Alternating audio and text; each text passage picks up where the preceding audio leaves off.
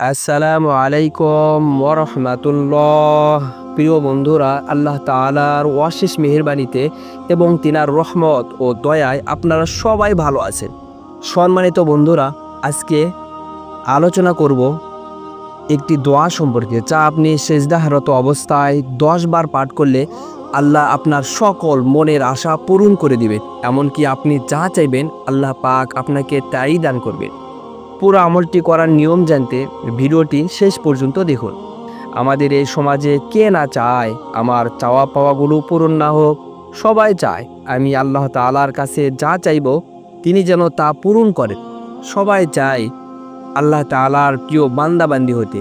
এজন্য সমাজে সকল মাখলুকাত এর আশা আকাঙ্ক্ষাগুলো আল্লাহ সুবহানাহু ওয়া তাআলাই পূরণ করে থাকে। আপনি যদি এই দোয়াটি সেজদা এর মধ্যে 10 বার পাঠ করতে পারেন, তাহলে আল্লাহ তাআলা আপনার মনের সকল চাওয়া পাওয়াগুলো পূরণ করে দিবেন। আমরা এতদিন মোনাজাতের মধ্যে দোয়া করে এসেছি, কিন্তু সেজদার মধ্যেও দোয়া করা যায় সেটা আমরা অনেকেই জানি না। এবং সেজদা এর মাধ্যমে আল্লাহ তাআলার সবচেয়ে নিকটবর্তী হয়ে যায় বান্দা। হাদিস শরীফের মধ্যে আছে, বান্দা সবচাইতে প্রিয় আল্লাহ তাআলার কাছাকাছি কখন হয়ে যায়? এর উত্তর হাদিসে আছে। রাসূলুল্লাহ সাল্লাল্লাহু আলাইহি ওয়াসাল্লাম বলেছেন, বান্দা সবচেয়ে নিকটবর্তী হয়ে যায় যখন সে সিজদায় যায়। তখন বান্দা এবং আল্লাহ রব্বুল আলামিনের মাঝে গ্যাপ থাকে না। সুবহানাল্লাহ। আপনি যা চাইবেন আল্লাহ তাআলার কাছে তিনি তাই কবুল করবেন ইনশাআল্লাহ। সম্মানিত বন্ধুরা, এর জন্য আপনার মনের মধ্যে যথেষ্ট পরিমাণ ইয়াকিন ও ইখলাস থাকতে হবে। দোয়া বা আমল কবুল হওয়ার জন্য আপনার দিলের মধ্যে পুরোপুরি আস্থা থাকতে হবে এবং 100% রাখতে হবে এবং নিয়ম জেনে এবং তা মেনে আমলটি করতে হবে ইনশাআল্লাহ।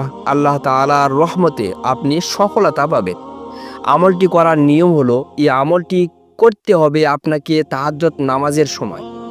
ফরজ নামাজের সেজদায় এই আমলটি করতে পারবেন না। যে কোনো নফল নামাজের সেজদার মধ্যে এই আমলটি করতে পারবেন। বিশেষ করে তাহাজ্জুদের সময় অনেক গুরুত্বপূর্ণ, কারণ এ সময় আল্লাহ সুবহানাহু ওয়া তাআলা শেষ আসমানে নেমে আসেন এবং বান্দাদের উদ্দেশ্যে বলতে থাকেন, কার কি প্রয়োজন আছে আমার কাছে চাও, আমি তা পূরণ করে দিব। কে অভাবগ্রস্ত আছো, তুমি আমার কাছে চাও, আমি তোমার অভাব দূর করে দিব। কে ঋণগ্রস্ত আছো, আমার কাছে চাও, আমি তোমার ঋণ পরিশোধ করে দিব। আপনি তখন যদি তাহাজ্জুদ নামাজে দাঁড়িয়ে এবং তাহাজ্জুদের নামাজের সিজদা এর মধ্যে যদি আপনি দোয়াটি 10 বার পাঠ করেন, তাহলে আল্লাহ তাআলা আপনার সকল ইচ্ছাগুলো পূরণ করে দিবেন। দোয়াটি হচ্ছে, রব্বানা আতিনা ফিদ দুনিয়া হাসানা ওয়া ফিল আখিরাতি হাসানা ওয়া কিনা আযাবান নার। অর্থ, হে আমার প্রভু, আমাকে দুনিয়াতে কল্যাণ দান করো, আখিরাতেও কল্যাণ দান করো এবং আমাকে জাহান্নাম থেকে বাঁচাও। সূরা বাকারা 201 নম্বর আয়াত। আপনি তাহাজ্জুদ এর নামাজের ভিতরে সেজদারত অবস্থায় প্রথম সেজদা হোক, দ্বিতীয় সেজদা হোক, সেজদা তাসবিহ পাঠ করে সেজদারত অবস্থায় এই দোয়াটি 10 বার পাঠ করবে। 10 বার পাঠ করে আপনি নামাজ শেষ করে কয়েকবার আস্তাগফিরুল্লাহ, কয়েকবার দরুদ শরীফ পড়ে তারপর আল্লাহর কাছে হাত তুলে দোয়া করবেন ইনশাআল্লাহ। আপনি যা চাইবেন আল্লাহ পাক রব্বুল আলামিন আপনাকে তাই দান করবেন। পবিত্র কোরআনে বর্ণিত এই দোয়াকে সর্বশ্রেষ্ঠ দোয়া বলা হয়। হযরত মুহাম্মদ সাল্লাল্লাহু আলাইহি ওয়াসাল্লাম এই দোয়াটি সবচাইতে বেশি করতেন।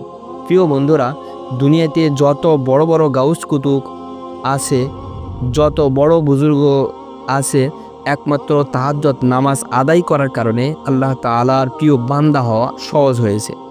এজন্য আপনারা বেশি বেশি তাহাজ্জুদ নামাজ পড়বেন।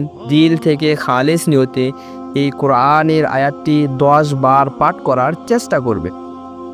যারা তাহাজ্জুদ নামাজ পড়তে পারবেন না, তারা যে কোনো সময় নফল নামাজ পড়বেন এবং নফল নামাজের সেজদার মধ্যে কোরআনের এই আয়াত 10 বার পড়বেন, ইনশাআল্লাহ আপনার সকল দোয়া কবুল করে নেবেন, সকল চাওয়া সকল মনের আশা কবুল করে নেবেন।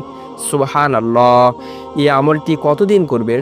যতদিন না আপনার বিশেষ চাওয়া পূরণ হচ্ছে ততদিন করবেন, এবং আপনার আশা পূরণ হয়ে গেলেও এই আমলটি করতে থাকবেন, কেননা আল্লাহ তাআলা কৃতজ্ঞতা ব্যক্তিকে অনেক ভালোবাসেন এবং একাধিক আশা পূরণের জন্য এই আমলটি করতে পারেন।